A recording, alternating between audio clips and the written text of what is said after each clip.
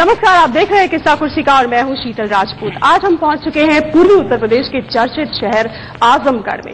साहित्यकारों और शायरों का शहर आजमगढ़ पिछले कुछ समय से विवादों और विवादित बयानों की वजह से सुर्खियों में रहा है। नरेंद्र मोदी के वाराणसी से चुनाव लड़ने के ऐलान के बाद पूर्वी उत्तर प्रदेश में उनकी काट के तौर पर उभरने के लिए खुद को मुलायम सिंह यादव ने, सपा सुप्रीमो मुलायम सिंह यादव ने यहां से यानी आजमगढ़ से चुनावी मैदान में उतारा, जिससे ये सीट काफी हाई प्रोफाइल बन गई। लेकिन जैसे जैसे चुनाव की तारीख नजदीक आ रही है, ऐसा माना जा रहा है कि मुलायम के लिए मुकाबला कांटे का होने जा रहा है। हम आपको इंट्रोड्यूस कराते हैं हमारे साथ जो तमाम गेस्ट यहां पर मौजूद हैं। हमारे साथ इस वक्त मौजूद हैं बीजेपी के सहजानंद राय, साथ ही हमारे साथ कांग्रेस के प्रत्याशी अरविंद जायसवाल जुड़ चुके हैं। बीएसपी से हमारे साथ राजेश सिंह महुआरी हैं और समाजवादी पार्टी से हमारे साथ राम आश्रय विश्वकर्मा है। मेरा पहला सवाल राम आश्रय जी आपसे है। ऐसा माना जा रहा था मुलायम सिंह यादव के चुनावी मैदान में उतरने के बाद कि अब ये वन साइडेड कॉन्टेस्ट होगा और यकीनी तौर पर मुलायम सिंह यादव ये मुकाबला जीत जाएंगे। लेकिन जैसे जैसे 12 तारीख नजदीक आ रही है, जो ग्राउंड एनालिसिस है उससे ये निकलकर सामने आ रहा है कि अच्छी खासी टक्कर साइकिल को दे रहा है कमल और साथ ही हाथी। देखिए, जहां तक नेताजी के लड़ने का यहाँ पर वो चुनाव लड़ रहे हैं और उनके लड़ने के बाद से यहाँ पर आजमगढ़ के सभी लोग, चाहे वो किसी जाति के हों, संप्रदाय को हों, अगड़े हों, पिछड़े हों, व्यापारी हों, वकील हों, शिक्षक हों, सभी ने माननीय नेताजी को समर्थन दिया है। और भारतीय जनता पार्टी, कांग्रेस, बहुजन समाज पार्टी के कई बड़े दिग्गज नेता अपने दलों को छोड़ करके माननीय नेताजी को चुनाव लड़ाने के लिए समाजवादी पार्टी में सम्मिलित हुए हैं और चुनाव यहां पर भारी मतों से माननीय नेताजी जीतेंगे। एक पक्ष एक पक्ष जो है ये पक्षी चुनाव समाजवादी पार्टी के पक्ष में यहां पर आ रहा है और इसका सबसे बड़ा प्रमाण ये है, जो आप भारतीय जनता पार्टी की बात करती हैं, कल रैली हुई थी आजमगढ़ में नरेंद्र मोदी की और वो रैली पूरी तरह से फ्लॉप रही, हेलीकॉप्टर से आने के बावजूद भी और पूरे उनके प्रत्याशी रमाकांत यादव के बावजूद भी वहां पर आदमी नहीं जुटे, जिसका ये प्रमाण है कि भारतीय जनता पार्टी लगातार अपना जनाधार खोती जा रही है और सब लोग समाजवादी पार्टी के पक्ष में होते जा रहे हैं। आप बहुजन समाज पार्टी के बारे में क्या कहेंगे? मायावती की रैली में अच्छी खासी भीड़ थी। ये बहुजन समाज पार्टी पर अब लोगों ने विश्वास करना छोड़ दिया है, क्योंकि बहुजन पार्टी के नेता मायावती का जो इतिहास रहा है, वो 3 बार भारतीय जनता पार्टी से मिलकर के सरकार बनाई, नरेंद्र मोदी का जाकर गुजरात में समर्थन दिया और आज वही फिर कह रही हैं कि लेकिन शाह आलम जमाली, जिसे स्थानीय लोग गुड्डू जमाली कहते हैं, मायावती के विश्वास से अब मायावती की बात से पर विश्वास नहीं कर रही है और पूरी तरह से बहुजन समाज पार्टी अब जो है फ्लॉप हो रही है। मंत्री जी, आपने मंत्री जी से कहा कि मुलायम सिंह जी बहुजन समाज पार्टी को मुलायम सिंह की टक्कर दे रहे हैं। यहाँ कोई टक्कर बहुजन समाज पार्टी का नहीं है। बहुजन समाज पार्टी का नेता निर्विवाद रूप से यहाँ चुनाव जीत रहा है और बड़े मतों से जीत रहा है, क्योंकि मुलायम सिंह यादव आजमगढ़ में आकर के माननीय मुलायम सिंह यादव और उनके मंत्रियों ने जो जातीय राजनीति का जहर यहाँ पे बोया है, उस चक्कर में फंस गए हैं। जातीय राजनीति जातीय राजनीति तो इनके नेता कर रहे हैं। इनकी नेता 4 दिन से मोदी की याद पूछ रहे हैं। यहाँ सरकार बनती है, माननीय विश्वकर्मा जी कमेटी के नाम पर पिछड़ी जातियों को बांटने का काम किया इनके पूरे देश में जाति विद्वेष पैदा करने का काम अगर मैं विश्वकर्मा जी से सिर्फ एक सवाल पूछ लेना चाहता हूँ। यही दुर्गा यादव जब मंत्री बनते हैं, विश्वकर्मा समाज के ये मंत्री हैं, ये भी मंत्री हैं उस सरकार में, इनके समाज का एक बच्चा इसी बगल के ब्लॉक का ब्लॉक प्रमुख था। सरकार बनने के बाद वह 3 महीना नहीं रह पाया। बहुजन समाज पार्टी की सरकार बनती है तो यहीं पे हवलदार यादव चेयरमैन रहते हैं, 5 साल अपना कार्यकाल पूरा करते हैं। यह बुनियादी अंतर समाजवादी पार्टी और बहुजन समाज पार्टी की सोच में। क्या बात करेंगे? मैं जवाब दे रहा हूँ। क्या जवाब देंगे? जहां तक समाजवादी पार्टी का सवाल है, समाजवादी पार्टी में ही राम आश्रय विश्वकर्मा मिनिस्टर है और जहां तक ब्लॉक प्रमुख को हटाने की बात, जहां तक ब्लॉक प्रमुख को हटाने की बात कर रहे हैं, वो एक लोकतांत्रिक प्रक्रिया है और आप विश्वास जो विश्वास से जीतता है वो विश्वास प्रमुख बनता है और जो विश्वास से हारता है वो विश्वास जो है आप पूछेंगे बताएंगे हटता है। हम डिसिप्लिन में रहते हैं, हम समाजवादी पार्टी और बहुजन समाजवादी पार्टी से है। अगर बीजेपी का पक्ष आप सुनना चाहती हैं तो मैं अपने साथियों से कहूंगा कि आप लोगों को जो समय मिला आपने अपना पक्ष रखा, आप अपना पक्ष रखिए। अभी हमारे वरिष्ठ नेता हैं रामाश्रय विश्वकर्मा जी ने कहा कि भारतीय जनता पार्टी माननीय नरेंद्र मोदी जी आए थे और वहां पर भीड़ नहीं थी। मुझे हंसी आ रही है कि माननीय रामाश्रय विश्वकर्मा जी इस जिले के वरिष्ठ नेता हैं और आज के समय में आप मंत्री हैं।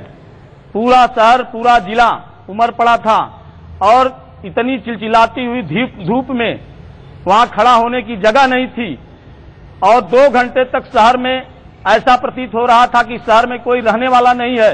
सारे लोग रैली में मौजूद थे माननीय नरेंद्र मोदी जी के, और इनकी बात से मुझे हंसी आ रही है कि इसी से पता चलता है कि माननीय मंत्री जी सत्य बोल रहे हैं कि असत्य बोल रहे हैं। आप आवाम से पूछिए कि मोदी जी की रैली में क्या भीड़ थी, आवाम से पूछिए। मोदी लहर का असर, रमाकांत यादव वैसे अपने आप में मजबूत उम्मीदवार हैं, लेकिन क्या मोदी लहर का असर? बताना चाहूंगा एक लाइन में कि यहाँ मोदी का बहुत बड़ा लहर होगा। पहली चीज, समाजवादी पार्टी या समाजवाद की बात करती है, कोई समाजवाद नहीं है, इसलिए नहीं है। ये फैक्टर है, देख लीजिए 24 मुद्दे इनके गिनाए गए हैं, ये टीटी वाले लोग लगाए हैं। यहाँ पर समाजवादी नाम का केवल चीज है, यहाँ केवल माननीय नेताजी आकर के बहुत बड़ी गलती की मेरी तरफ से ये कहना। नेताजी ने आके बहुत बड़ी गलती की है। नेताजी ने आकर के पूरे पूर्वांचल में भारतीय जनता पार्टी को हराने और मोदी को रोकने का काम पूरे हिंदुस्तान के स्तर पर किया है। क्योंकि आज हिंदुस्तान में सामुदायिक ताकतों को, भारतीय जनता पार्टी और मोदी जैसे सामुदायिक चेहरे को, जो पूरे गुजरात में गोधरा कांड कराया, मुसलमानों का कत्लेआम कराया, ऐसे आदमी को रोकने का काम माननीय मुलायम सिंह यादव जी कर रहे हैं। और आजमगढ़ से आजमगढ़ से चुनाव अगर लड़ रहे हैं जो नेताजी आजमगढ़ से आजमगढ़ और मुस्लिम का वोट ऐसे लेंगे जैसे उनके हाथ में झोली आ रही है। लेकिन उनको, हम एक मुसलमान हैं, एक मुसलमान होने के नाते, इंसानियत के नाते एक दर्द है सीने में, दर्द जाहिर सी बात है, वो दर्द कहीं न कहीं मुसलमान के, हर मुसलमान के अंदर है। लेकिन जो मुसलमान नजर आ रहे हैं उनके साथ, या तो वो राजनीतिक फायदे से ठेकेदारी करते हैं या तो वो बिजनेस करते हैं, उनका बिजनेस समाज सपा जुड़ा हुआ है। रामाश्रय जी जवाब दीजिए। ये जो कर रहे हैं, जो बहुजन समाज पार्टी के उम्मीदवार हैं, बहुत बड़े बिल्डर हैं, उनका एनजीओ है, एनजीओ के लोग प्रचार कर रहे हैं और वही लोग इस तरह का दुष्प्रचार कर रहे हैं। माननीय मुलायम सिंह यादव जी के पक्ष में, माननीय मुलायम सिंह यादव जी के पक्ष में, माननीय मुलायम सिंह यादव जी के पक्ष में पूरा का पूरा मुसलमान, हिंदू, मुसलमान। कहना चाहूंगा बहुजन समाज पार्टी से कि आजमगढ़ में एक पीजीआई हॉस्पिटल मिला था, यहाँ पर बहुत मुश्किल से मिला था, उसके सारे सामान उठा के अंबेडकर नगर क्यों भेज दिए गए? मेरा सबसे बड़ा सवाल है कि एकमात्र परियोजना जो मिली थी वो क्यों दिया उठा के अंबेडकर नगर ले गए? उसके बारे में मैडम मैं सभी के पास आऊंगी, एक एक करके आऊंगी, जवाब देने दीजिए। यह समाजवादी पार्टी के लोगों का लगाया गया झूठा आरोप है। समाजवादी पार्टी ढपोर संघ की तरह खाली घोषणा कर रही है कि मैंने विकास किया, हल्ला कर रही है। यहाँ पे क्या विकास हो? विकास का क्या मतलब होता है? विकास का मतलब होता है बेरोजगारों को रोजगार। रोजगार किसने दिया? सफाई कर्मियों के रूप में 50,000 से ज्यादा नौजवानों को बहुजन समाज पार्टी ने रोजगार दिया। समाजवादी पार्टी बेरोजगारी भत्ता दे रही है। बेरोजगारी भत्ता देना जरूरी है कि रोजगार देना जरूरी है? पहले सवाल पीजीआई का है। जो सवाल पूछा गया पीजीआई का है। सवाल पीजीआई विकास, एक मिनट, पीजीआई के बारे में बता रहा हूँ। पीजीआई को मैं कुछ लोगों को सुन लें। व्यवसाय का सवाल है, व्यवसाय करना अपना कोई बुरी बात नहीं है, लेकिन जिस तरह से इस देश के नेता लोग देश का व्यवसाय कर रहे हैं उसको बंद कर देना चाहिए। और जिस तरह से इस देश के पैसा का व्यवसाय किया जा रहा है, जिस तरह से अपनी निधियों का व्यवसाय किया जा रहा है, मैं सारे दल के नेताओं से करता हूं यह बंद कर दीजिए। जनता अब जग चुकी है, अब बर्दाश्त करने वाली नहीं है। इस तरह के जो लोग भी नेता अगर व्यवसाय करेंगे उनको जनता सबक सिखा देगी। रहा पीजीआई का सवाल, तो पीजीआई बन गया, बिल्डिंग बन गई, आप डॉक्टर बैठाइए, ओपन हार्ट सर्जरी हो और तमाम काम हो, तब माना जाएगा कि ये पूर्ण रूप से विकास है। डॉक्टर नहीं है, वक्त नहीं है। ये जो इन्होंने मुद्दा उठाया है, आप सभी से ये बात कही गई है। ये पीजीआई का सवाल है। सन 2005 में माननीय मुलायम सिंह यादव जी उत्तर प्रदेश के मुख्यमंत्री थे, उन्होंने पीजीआई की स्थापना की थी पूरे पूर्वांचल के लोगों को इलाज उपलब्ध कराने के लिए। हमारी सरकार चली गई 2007 में मायावती की सरकार, और 5 साल तक पीजीआई का काम बंद रखा, मायावती सरकार ने बंद रखा।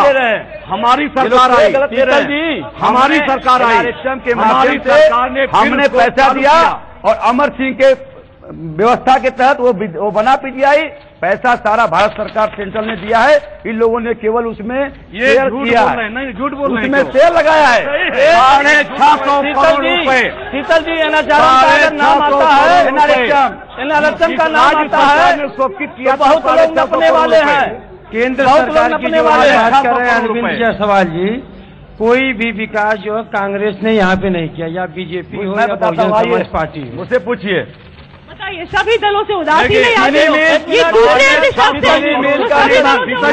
मुझे मौका दीजिए, पहले आपके पास एक बात साफ हो जाए, हमारी मेरे साथ जाति कर रही है, एक मिनट, आप उनकी हमारी बात साफ। मैं जवाब दे रहा हूँ तो आप मेरे पहले डिसिप्लिन मेंटेन होना चाहिए।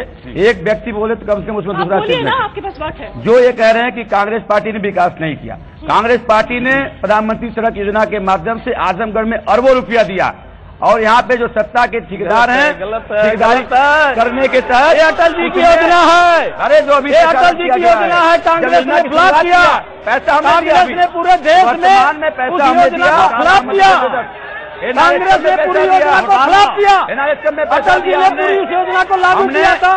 मिड डे मील के लिए पैसे दिए हमने आजमगढ़ में, कांग्रेस सरकार ने गवर्नमेंट की चिन्हित योजनाएं हैं।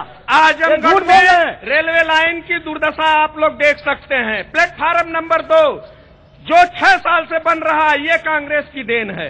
दूरदर्शन की हालत आप लोग जान ही रहे हैं, बीएसएनएल से उपभोक्ता त्रस्त हैं, प्राइवेट सेक्टरों में जाने के लिए तैयार। जवाब दीजिए शीतल जी, जो कुछ भी आप आजमगढ़ में देख रही है, जो कुछ भी आप आजमगढ़ में दिख रही हैं, वो सब चीजें कांग्रेस की देन है। संजीत यादव जी ने इंदिरा जी को, संजीत यादव जी ने संजीत जी ने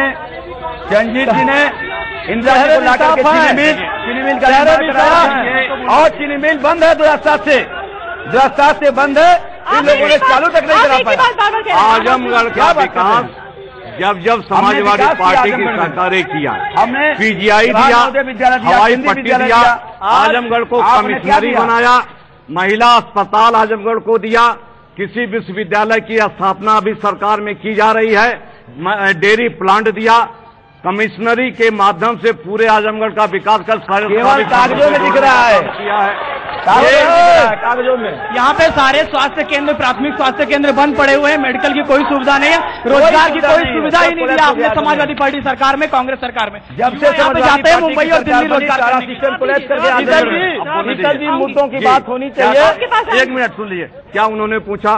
उनका ये कहना था कि कहीं पर कोई सेवा ही नहीं है, प्राथमिक स्वास्थ्य सेवा की बात करें हम, जो है आज अस्पताल में दवाई मुफ्त दी जा रही है। हॉस्पिटलों की ये है कि कोई भी गरीब एम्बुलेंस सेवा शुरू की कोई गई, भी गरीब आदमी सरकारी हॉस्पिटल पे जाता है, लेकिन वहाँ पे डॉक्टर भी ना मौजूद, दवा भी नहीं रहता, कोई भी व्यवस्था में। देखिए समाजवादी लिखवा दिया, ये जो है प्राथमिक स्वास्थ्य केंद्रों पर दवाई उपलब्ध कराना, डॉक्टर की तैनाती करना, 100 मेडिकल सीट बढ़ा करके माननीय मुख्यमंत्री जी ने यहां से और डॉक्टरों की संख्या बढ़ाई, एम्बुलेंस दिया, हमारी सरकार ने फ्री एम्बुलेंस दे करके लाखों लोगों की जान बचाई, लेकिन उपयोग नहीं हो पा रहा है। सुनिए, जिसकी सरकार होती है वही करे, बात सुनिए, ये कांग्रेस के नेता शीतल जी मेरा यह कहना है, शांत रहिए, नेता कर रहे हैं। शीतल जी मेरा ये कहना है, सजानंद जी एक मिनट, माननीय मंत्री जी, मैं आपसे एक निवेदन कर रहा हूँ, नेता कर रहे हैं। शीतल जी मेरा ये कहना है, सजानंद जी एक मिनट, माननीय मंत्री जी, मैं आपसे एक निवेदन कर रहा हूँ, सब लोग एक साथ नहीं बोल सकते, सब लोग एक साथ नहीं बोल सकते। शीतल जी, एम्बुलेंस के सवाल पर मेरा ये कहना है कि समाजवादी पार्टी के, बहुजन समाजवादी पार्टी के और कांग्रेस के मित्र खड़े हैं।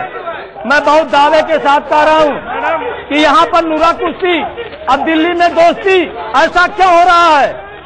नीचे जमीन पर नूरा कुश्ती, उस कोने में कुछ महिलाएं जमीन पे नूरा कुश्ती, और दिल्ली में दोस्ती क्यों हो रहा है? मैं पूरे आजमगढ़ की तरफ से, न कोई दल की तरफ से मैं बात करना चाहती हूँ। सारे जितने राजनीतिक पहरेदार खड़े हैं हमारे, क्या तमसा की तरफ आपका ध्यान है? नहीं। नदी आपकी तरफ बह रही है, कुछ सोचा है आपने? नहीं। ठीक है, मैं मानती हूँ कि नेताजी की देन है, लेकिन आजमगढ़ ने आपको 9 विधायक भी तो दिए। आजमगढ़ ने दिया ना आपको, उन्होंने गुंडा राज दिया। उतना हमारा हक बनता है। अगर नेताजी खड़े हैं तो प्रूफ करें कि वो ये इटावा सफाई की तरह होगा, तो प्रबुद्ध जनता सोचेगी। हुआ क्या? कुछ नहीं होगा जी। मैडम जो कह रही हैं, इन्हीं की बातों को पूरा करने के लिए माननीय मुलायम सिंह यादव जी आजमगढ़ में चुनाव लड़ने के लिए आए हैं कि हम आजमगढ़ की जो भी चीजें बची हुई हैं, हम उसके सारी चीजों को, यहाँ का विकास करेंगे, यहाँ की जो सफाई का है, सारी चीजों का हम। शीतल जी आ जाइए। शीतल जी एक मिनट, मैं एक विषय, 2 जगह से चुनाव, बारी 2 जगह से चुनाव कौन लड़ता है जिसको एक जगह से विश्वास नहीं होता, दूसरे जगह दाव लगाने आ जाता है? ऐसा नहीं है। इनको इटावा ऐसा से भरोसा नहीं है। मुजफ्फरनगर घटना के बाद पूरी समाजवादी पार्टी की सफाया हो चुका है।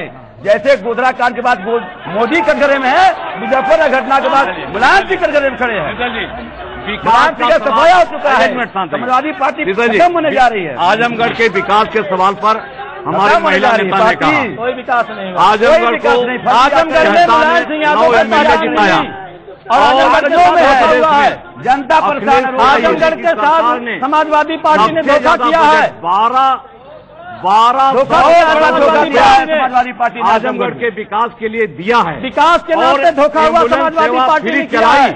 आजमगढ़ की जनता का शुक्रगुजार होना चाहिए। हमने दिया था, आप समाजवादी लिखा रहे हैं, इसलिए बंद कर दिया। एक मिनट, आप समाजवादी लिखा रहे हैं। समाजवादी पूरे देश में एम्बुलेंस चल रहा है और माननीय मंत्री जी समाजवादी लिखा है, पैसा दिया। मेरा एक प्रश्न का जवाब दे दीजिए।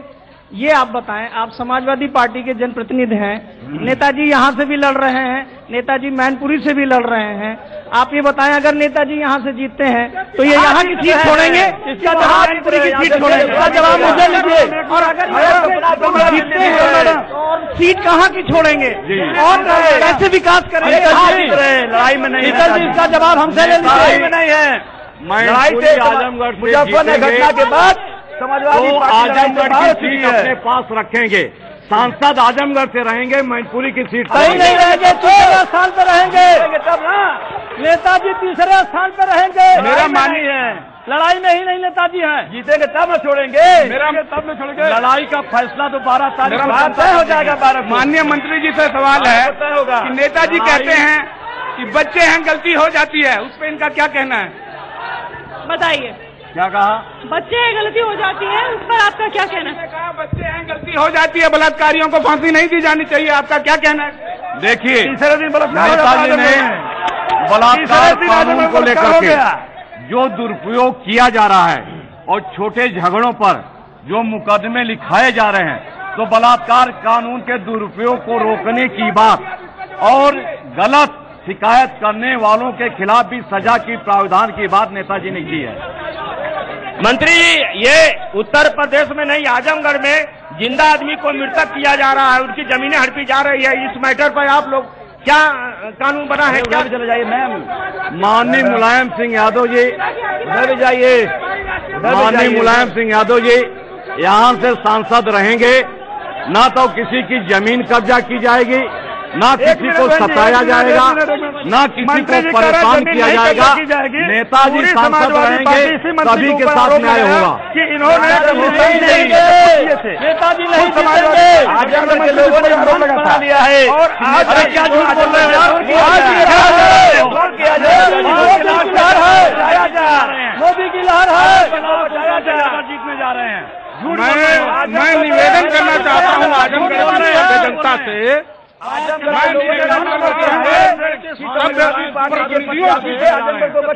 जनता की बात सुने। आप जनता की बात नहीं सुने। बैठिए, पीछे चले जाइए।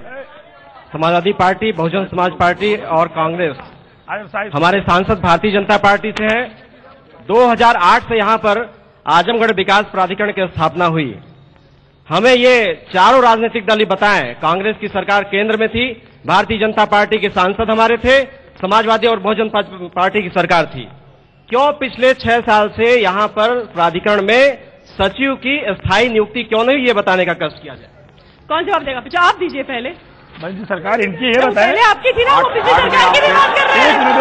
पहले आपकी थी ना। अरे जब प्राधिकरण का गठन हुआ, ये लोग क्या देंगे जवाब? हम बता रहे हैं, ये लोग जवाब क्यों देंगे? प्राधिकरण का जब गठन हुआ उस समय यहाँ पे बोर्ड बना, बोर्ड अपना काम भी कर रहा है, बोर्ड अपना काम कर रहा है। उस समय कोई अधिकारी हो सकता न रहा हो, इसकी मुझे व्यक्तिगत नहीं, काम कर रहे हैं, प्राधिकरण काम कर रहा है।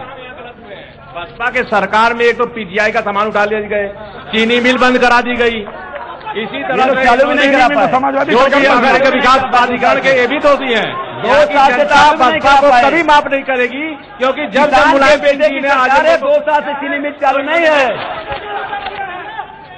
यहाँ पे ये सब लोग मानने को सब एक सुर में मानेंगे कि जो भी विकास किया है यहाँ पे समाजवादी पार्टी ने किया है, मुलायम सिंह यादव ने किया है, नहीं किया किसी ने नहीं रखा। समाजवादी पार्टी ने केवल अपराध का व्यवसाय किया है। ये समाजवादी पार्टी सरकार, बसपा, कांग्रेस तीनों मिले हुए हैं। तीनों एक बार सपा की सरकार रहती है, एक बार बसपा की, एक बार कांग्रेस की रहती है। तीनों मिलजुल के खाते हैं, कोई विकास नहीं करते हैं। केवल अपराध समाजवादी पार्टी में होता है। समाजवादी पार्टी की केवल क्षेत्रीय पार्टियां एक मिनट बर्बाद कर रही प्रदेश को। सुन लीजिए, मैं बोल रहा हूँ, सुनिए शीतल जी जरा हम लोग भी समय मिले। नहीं 5 साल में केवल मंदिर, मस्जिद और हिंदू मुसलमान के झगड़े और पिछड़े वर्गों को आरक्षण को करने के अलावा मोदी पार्टी राजनीति बनने जा रही सरकार कुछ नहीं किया। बनेगी चीनी मिल बनेगी, सरकार बनेगी। बहुत सी महिलाएं यहाँ पर बैठी, कुछ बोलना।